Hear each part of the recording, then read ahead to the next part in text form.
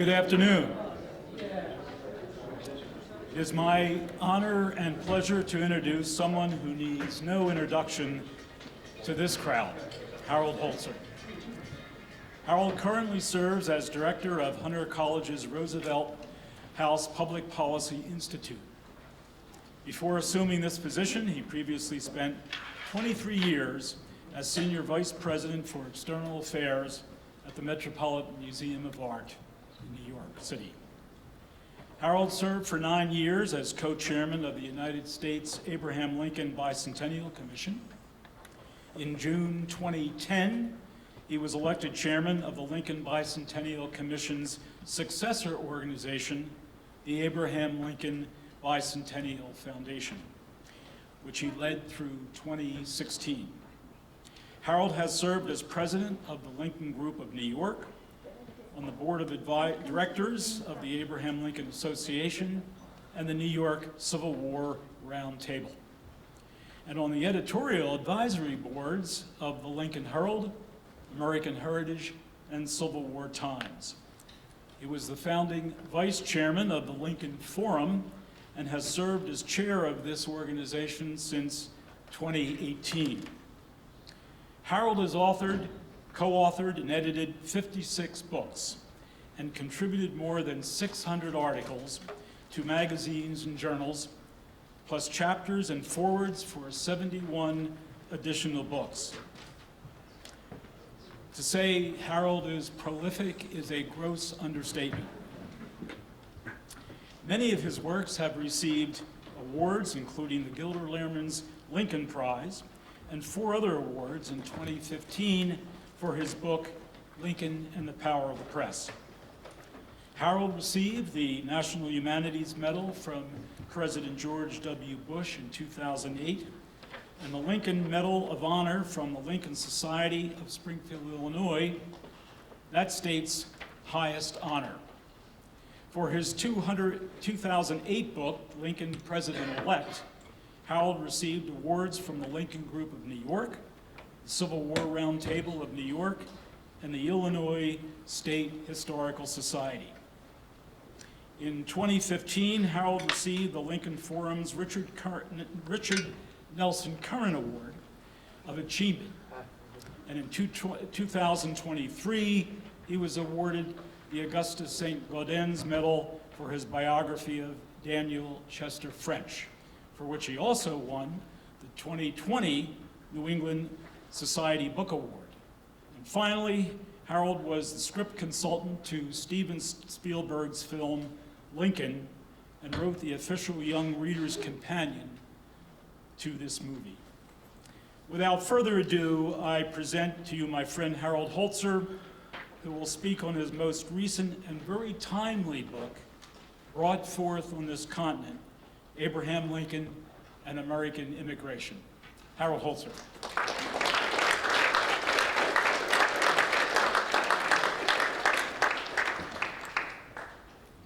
Thank you, Tom. I think he left out 2 or 3 things, but I'm not sure. Too much, but very nice. It's wonderful to be back at Ford's Theater. I don't know what's harder, following lunch or following John Greenspan and his terrific talk, but I think I'm up for the task, inspired, of course, by this place, and I've spoken here many times.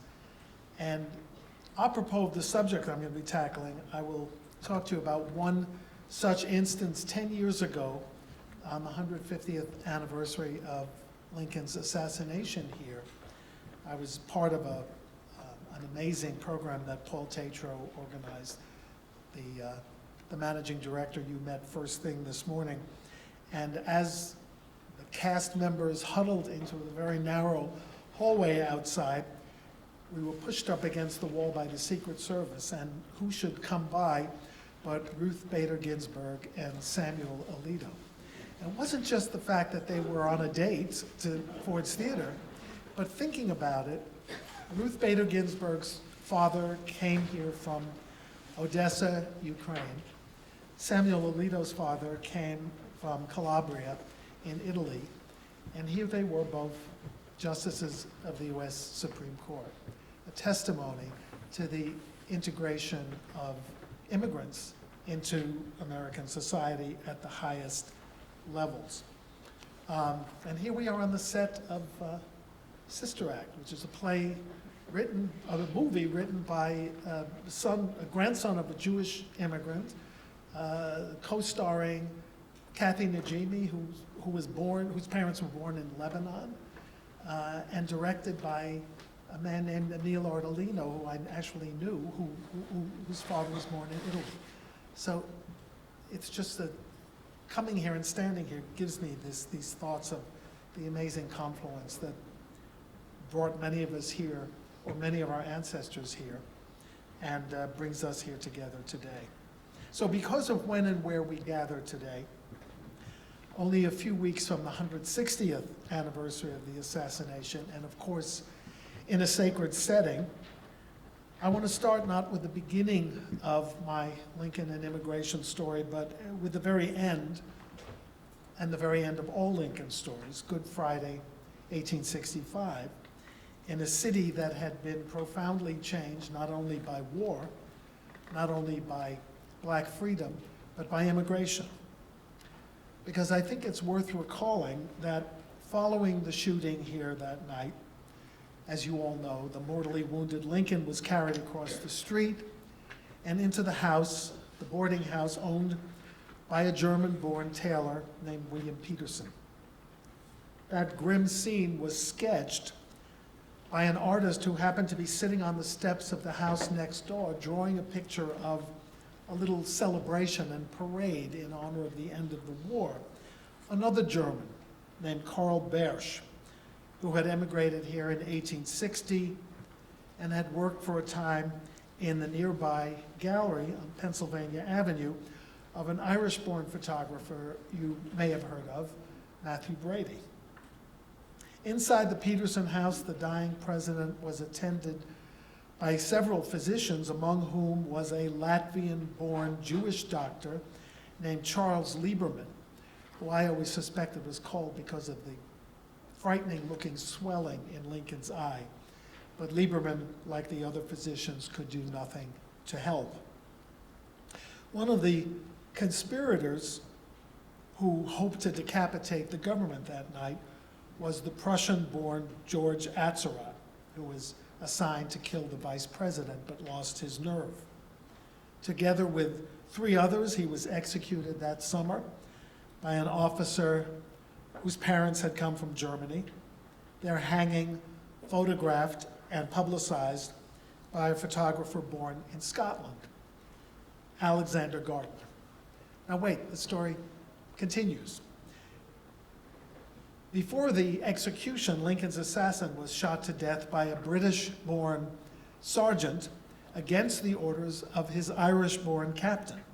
If you've wondered why Boston Corbett defied him, maybe that's part of the explanation. Among the many funerals for Lincoln in my hometown of New York, Lincoln lay in state at City Hall, guarded for a time by Thomas Francis Marr, an Irish-born Union officer, proud one-time member of the Fenian Brotherhood, once banished by the British to Australia, who had volunteered for the Union Army just days after the attack on Fort Sumter, and had never lost his hero's reputation despite, let's say, a checkered wartime record and a fondness for alcohol that troubled even Ulysses S. Grant. Mourners filing by Lincoln's open coffin that day were serenaded by a German opera chorus singing the funeral march from Götterdämmerung by Wagner. Among those who lined up for hours to view Lincoln's remains was a teenaged Irish-born art student who never forgot the few seconds he got to pause before the face of Lincoln, always insisting to the end of his days that he relied on that brief but searing image to inform the statue that he produced some 20 years later for Lincoln Park in Chicago. And as you may have guessed, the sculptor's name was Augustus St. Gaudens.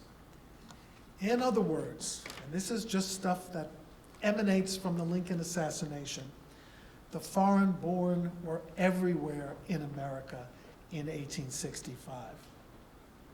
That's not to suggest by any means that all native-born 19th century Americans had welcomed or celebrated such immigrants. Quite the contrary. Lincoln may have come of age politically in an era of, shall we say, mass migration, but also an era of fierce resistance that took the form of intractable, sometimes violent resistance. In but one case in point, Alex Gardner's sensational photographs of the assassination conspirators hanging were promptly published in Harper's Weekly, a newspaper often recalled as pro-war, pro-Lincoln, but in fact was founded by a family that earned its fortune by fighting immigration and denouncing Catholics. Publisher Fletcher Harper's older brother, James, had scored his first big commercial success by publishing a book about priests ravishing nuns at a convent. Later, James ran as a nativist candidate for mayor of New York and won. It took time even for Abraham Lincoln to regard new arrivals, much less citizens with voting rights, new citizens, with unqualified enthusiasm. Though once he publicly did so, it's worth saying that he never walked back from his position of tolerance, and tolerance ultimately grew to encouragement. It's often forgotten, but in the beginning, the Constitution gave the federal government power to regulate naturalization, but not immigration. Authority to police new arrivals rested solely with states and localities, and the result was what we might call open borders. No walls, no threats of deportation.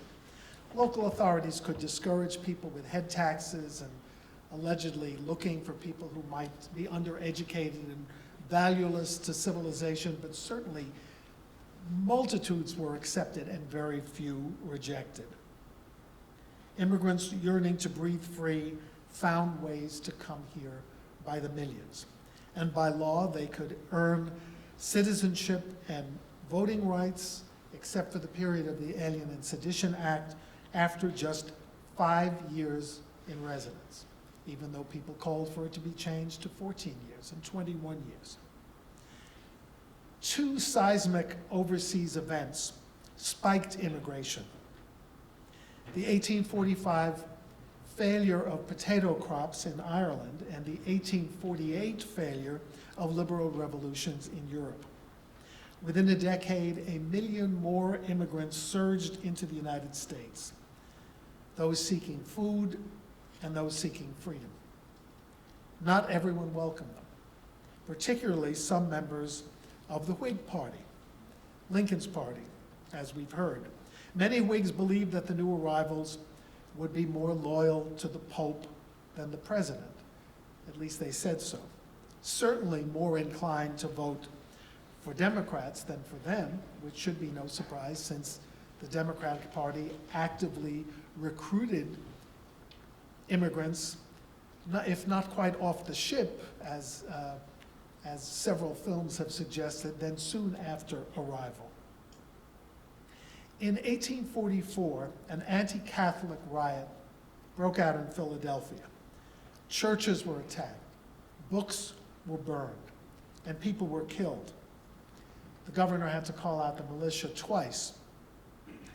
The violence put Whigs on the defensive and, although he didn't seek it, gave Lincoln his first opportunity to go on record publicly on immigration. He wasn't asked to be the main speaker at a meeting, a mass meeting on immigration, but he was asked to draft the resolutions. Even then, they knew he was the best writer in the group.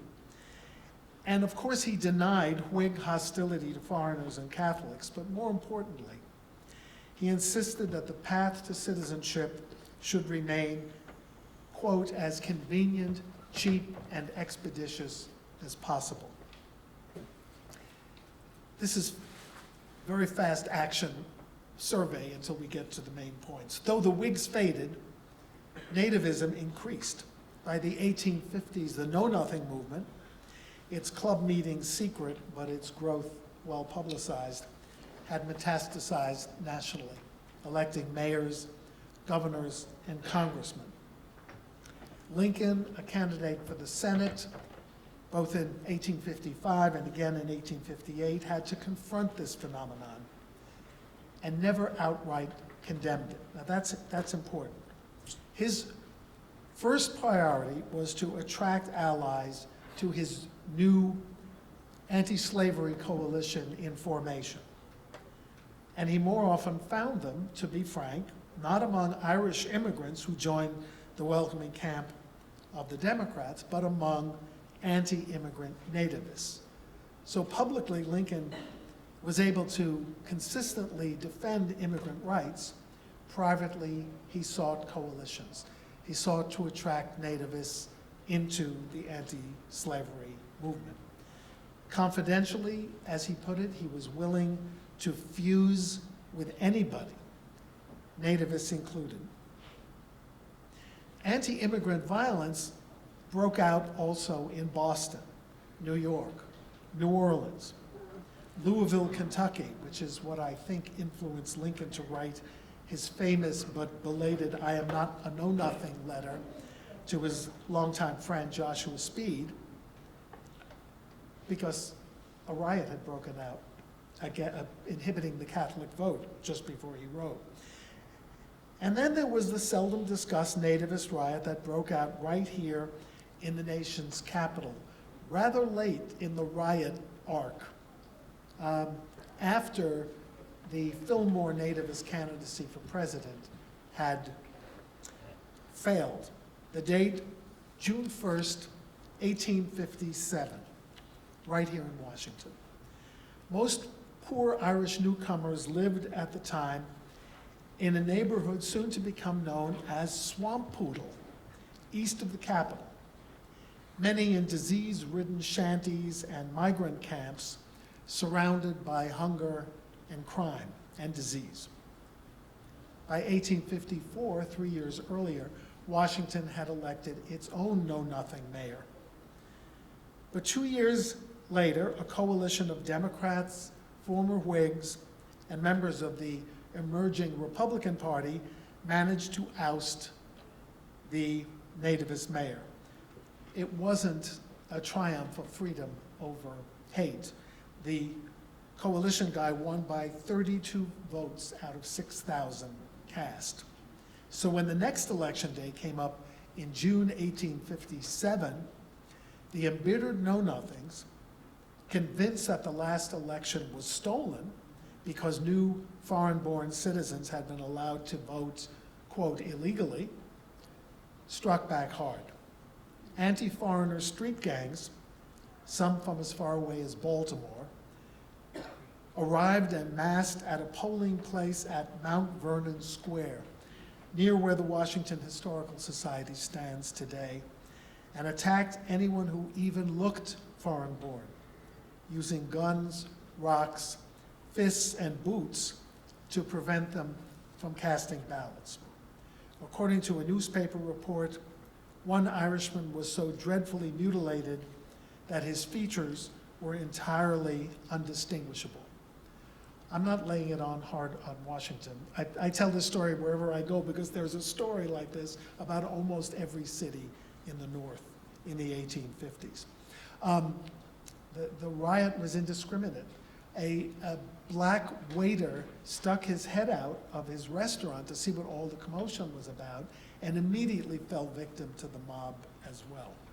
President Buchanan sent out the Marines to quell the disturbance and reopen the polling place. I don't think there were wide-awake Marines, as John Greenspan has mentioned. There were none. But it did take a volley of Marine Corps gunfire to scatter the Washington mob, by which time 20 were left wounded, 8 lay dead, including a 16-year-old German immigrant, and again, a black waiter who had just poked his head out to see what was going on.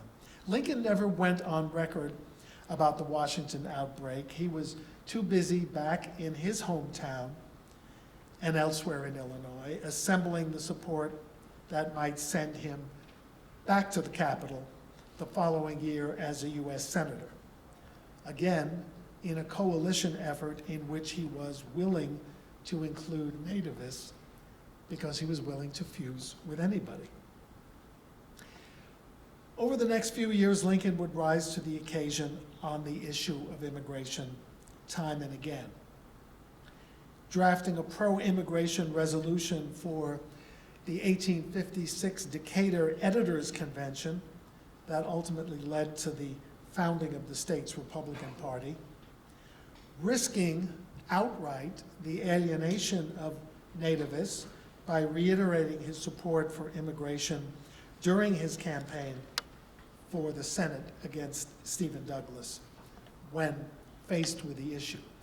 And during that race, Douglas forces simultaneously were charging Lincoln with radical sympathy for black rights, that has been widely reported, but also with a retrograde allegiance to nativism. That was going on simultaneously.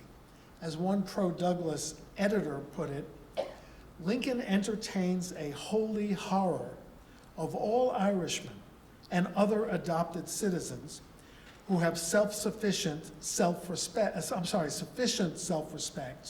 to believe themselves superior to the Negro. He would disenfranchise every Irishman if he had it in his power. The insidiousness of that argument is huge. Now, true, Lincoln foresaw a free white labor future for the American West, said so in the campaign. He also argued that the region should remain open, as he insisted during one of the 1858 debates, not merely for our own people born amongst us, but as an outlet for free white people everywhere the world over, in which, and imagine an audience of many different backgrounds in a Lincoln-Douglas debate crowd, a world in which Hans and Baptiste and Patrick and all the other men from all the world may find new homes and better their conditions in life. You can imagine only Lincoln would identify ethnic groups by picking cliched first names, but somehow making it work. Hans, Baptiste, and Patrick. Speaking in Chicago, just before the debates commenced, in a response to Stephen Douglas that, as Douglas later reminded Lincoln, counted as one debate. So it was a kind of a debate. Lincoln memorably saluted what he called the race of men living in the day of the Revolution and their descendants. Well, it was Independence Day. That was his first priority. But then he embraced those who had more recently entered the nation from overseas. What prompted him to do that?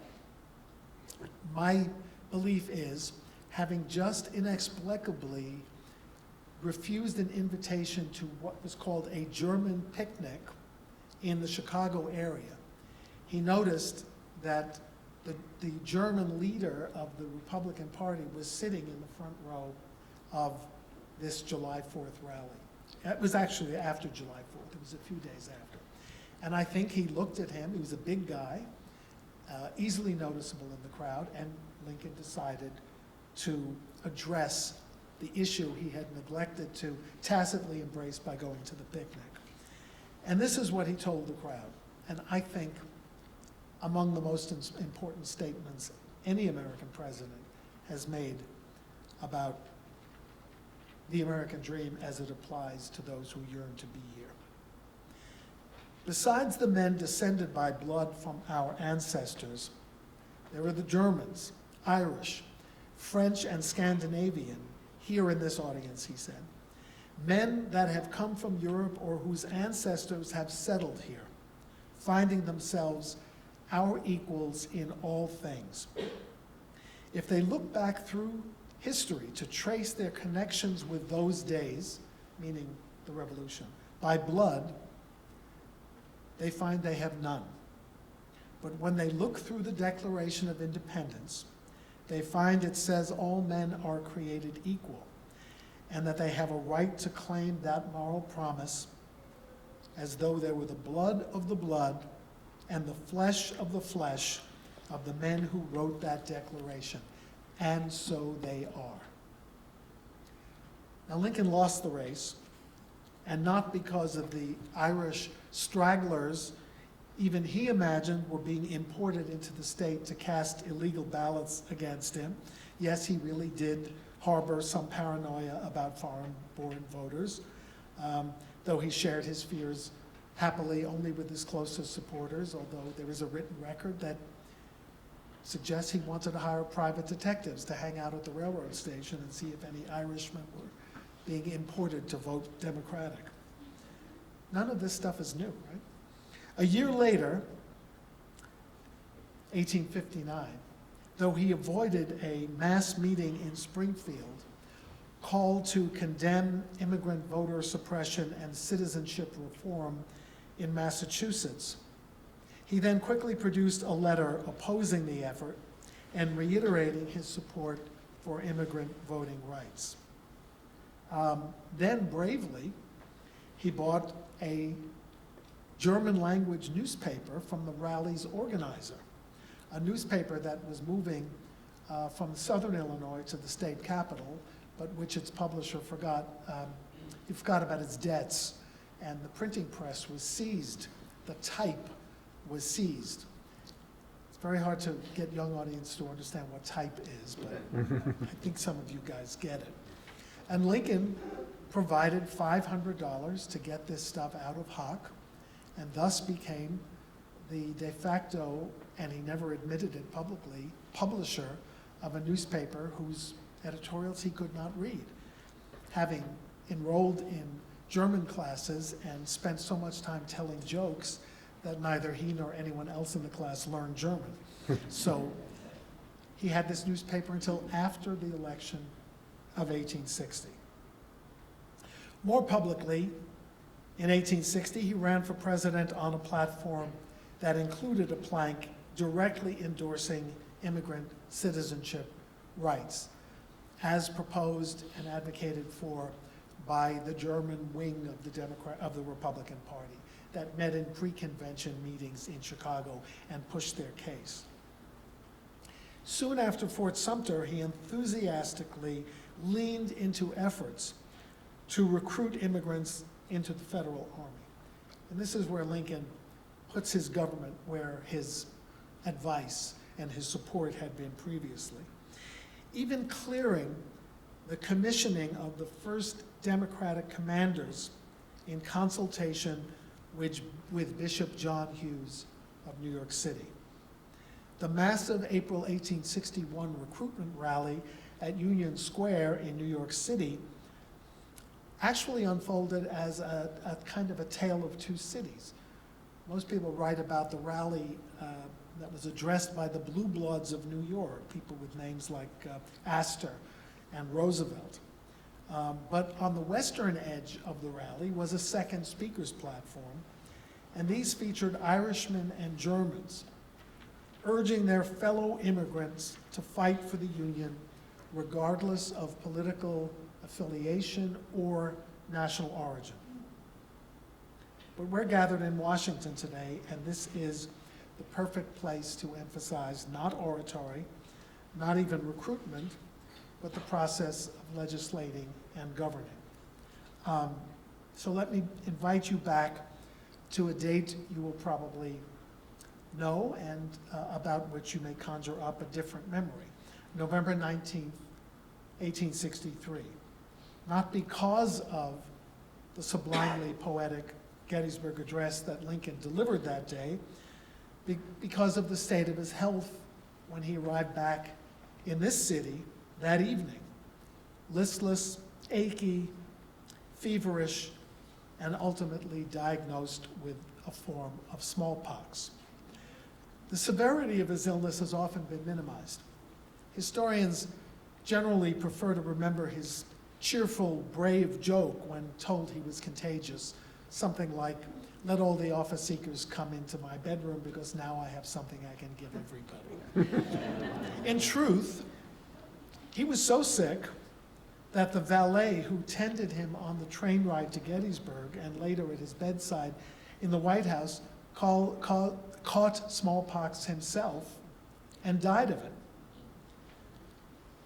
And consider this, Lincoln did not enjoy a restful convalescence, and this is why I'm bringing up this image and this story. Sick or not, he faced a deadline that he could not postpone, because 2 weeks later, his annual message was due in Congress, the equivalent of today's State of the Union messages, maybe a little bit briefer, but he was due to send it in December. What is remarkable is that Lincoln not only got it done, but that it featured a history-altering new proposal on the subject of immigration. And think, by now, tens of thousands of Irish-born and German-born volunteers and now draftees had enrolled in the Union Armed Forces. The Union Army was 40% foreign-born at one point. It spoke in many of its brigades with a foreign accent, and in some cases, despite regulations that required proficiency in English, spoke with no English at all, because the German volunteers spoke only German. Not good in translating orders during battle, but the manpower meant more. But with the war battles and a presidential campaign looming, immigration had sharply dwindled in America. Only 700,000 immigrants had arrived in America after 1861. During the rebellion, the yearning for food and freedom yielded to the fear of migrating to a nation at war with itself.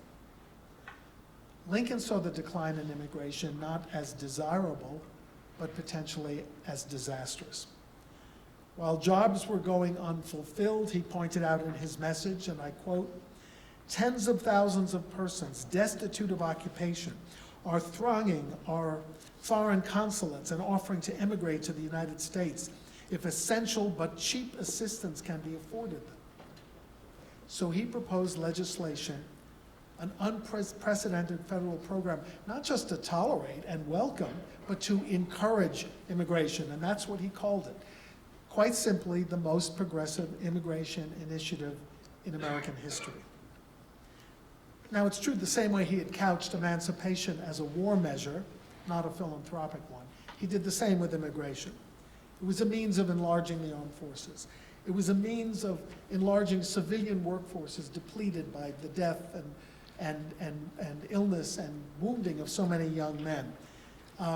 He talked about manpower shortages on farms, in factories, in the mines. So Lincoln proposes the first Federal Bureau of Immigration, expansion of New York's Castle Garden Landing Depot, where 70% of foreign European immigrants disembark, tighter safety regulations on disease-ridden and vermin-infested passenger ships. This noble effort, he said, demands the aid and support of the government. So he had one more radical idea: to pay for the ocean voyages of European immigrants. At the beginning, the Republican Party embraced the idea. One Republican legislator said, "Throw wide the doors to emigration, and in 20 years the results of the labors of these immigrants and their children will add to the wealth of the country a sum more than sufficient to pay the entire debt created by this war." Debates and hearings consumed half of 1864. Predictably, the Democratic opposition denounced the idea. They hated the notion of what they call pecuniary inducements to come and take the places of our lost and dead, to fill the empty chairs around bereaved fireplaces. So they laid it on pretty thick. But ultimately, paid immigration proved a bridge too far, even for Republicans.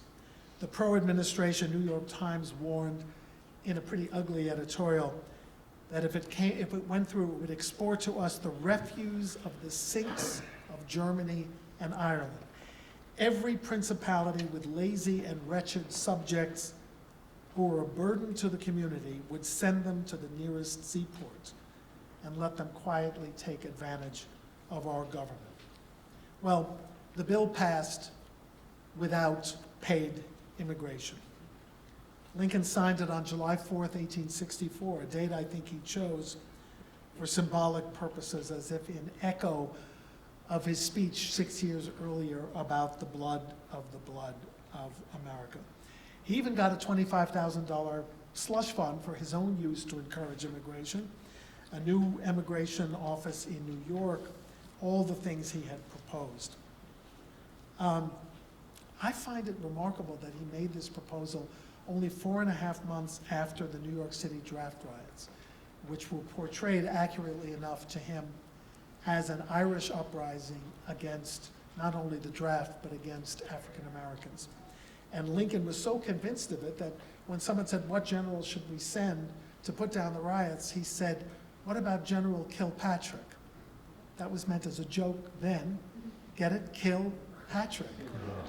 They did not send General Kilpatrick, but he was aware of the origins of the riots. But he knew that 100,000 Irishmen had served in the armed forces. He wanted to focus on those who served, not those who resisted. He also looked past more recent phenomena, like the effort by German Americans to look for another third-party candidate to run for president, or to challenge his bid for a second term even after he was nominated. He remained more interested in the Union's preservation and the expansion of the notion of citizenship than in self-preservation, more committed to recruitment than retribution. And in his final annual message, he didn't know would be his final, he went even further.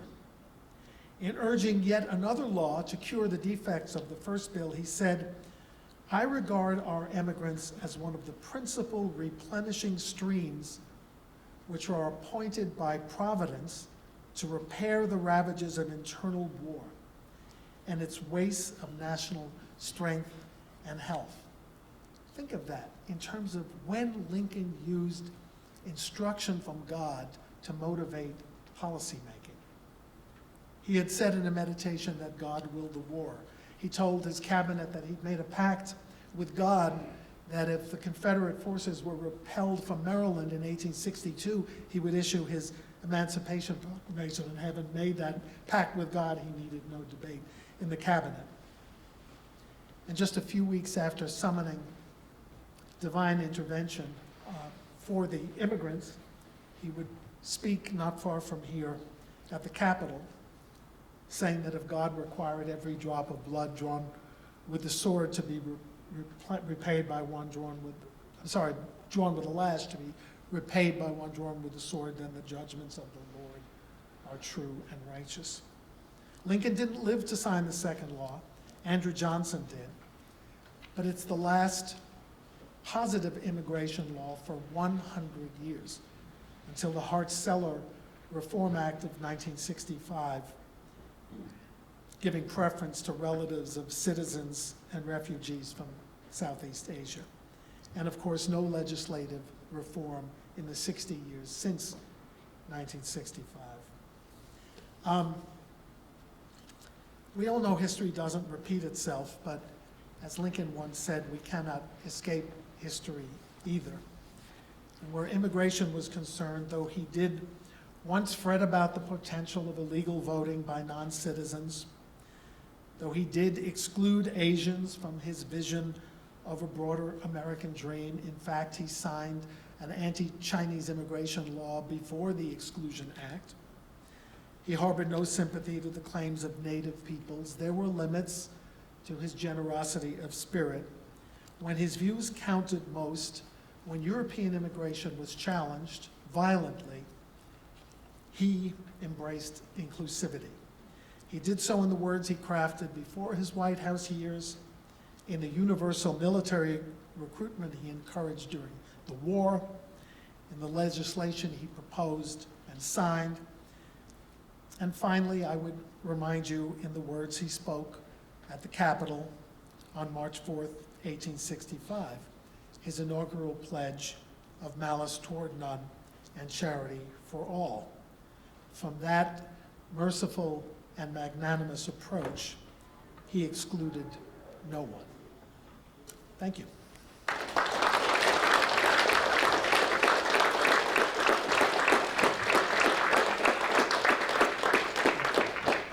All right, ladies and gentlemen, I just want to remind you, since we are back from lunch, if you would and are interested in asking questions, please do scan that QR code and submit away.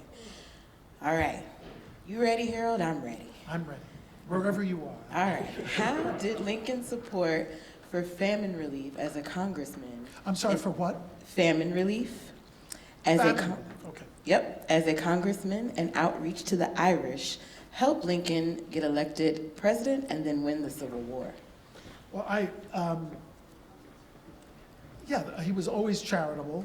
I don't think his philanthropic inclinations, I mean, he wasn't personally a charity giver, but he was good at organizing. I don't think it made a bit of difference. People often say the Cooper Union Address changed Lincoln's backing in New York City. He overwhelmed everyone. He triumphs, and I wrote a book about the Cooper Union Address, but I was very careful to note that New York City voted 2-1 against Lincoln in 1860, and almost exactly the same 2-1 4 years later in 1864. He was not a favorite of the Irish. I will just say that in '64 there was a moment when the Irish weeklies were not certain about George McClellan. The argument being, if you supported the peace platform of the Democratic Party, why did we fight? Why did we die? What was the point of the sacrifice if we still don't support the Union cause? But by October, the editorials were anti-Lincoln, thoroughly anti-Lincoln and pro-McClellan. So I can't answer because I can't quite come to terms with the premise of the question. So. Could you elaborate more on Lincoln's stance towards Latin/South America and potential future immigrants from that region? Well, he did vote for the law that, as a congressman, that allowed any Mexican native who found themselves in the territory acquired by the United States after the war, this is a very long sentence, so let me try to parse it, allow them to choose American citizenship without any restrictions or requirements. You know, it certainly was not a priority of his to look to the south of the border. He did look to Canada because there were potential recruits coming from Canada. So as I say, there were limitations. He did not focus on Asia. In fact, he signed a restrictive law. He did know, he met in Springfield a young American diplomat, a Mexican diplomat. He and Mary took a fancy to him. They met him again in Washington, but there was no great recruitment. And certainly during the war, there were all sorts of foreign relations complications and implications because Mexico is occupied and controlled by the French. It's interesting that the president of Argentina, whose name was Sarmiento, was a huge Lincoln admirer. And in 1865, he insisted on creating the first city outside of the United States named for Abraham Lincoln. My wife and I visited on a State Department trip the year the Spielberg movie came out. It's about 5 hours northwest of Buenos Aires. And it's a small village, but it has Lincoln paintings, Lincoln flags. The school students in a tiny school sing, "Oh, Lincoln, our Lincoln," in Spanish. But the same president had no qualms about annihilating the native population in Argentina. So there are limits to using Lincoln as a hero. I'm just stacking all of the south of the border stories I know. I think we can do one more. Okay? What was the quantifiable impact of the legislation signed by Lincoln on immigration? Well, the immigration to the United States spiked with the inducements that were offered. And although I don't have the exact numbers there in the book, which is available at your very local bookstore out in the lobby, but I will say that the impact was substantial in recruitment. It reversed years of decline in immigration, and it probably led to the second wave of European immigration, meaning Southern European immigration in the 1880s and 90s. I should have mentioned, now I have one last opportunity to do it, that even when paid immigration proved a bridge too far for Congress and was actually undermined by Secretary Seward himself, who had proposed it and written pamphlets about it and distributed them to foreign consulates, there was a campaign in foreign consulates to attract new Americans or attract people to the voyage. And Lincoln set up, Manisha spoke earlier about the interweaving stories of capitalism and democracy. Well, the Lincoln administration set up the privatization of underwriting for foreign immigration, a system by which immigrants could apply for private loans funded by agencies that did this for a living, agencies that would then bring people in, give them kind of a time period to pay back their loans for arrival, but also then turn them over to the new federal immigration authorities who would match them to available job postings in the West and generally move the immigrants who came to New York and Boston and Philadelphia into the West.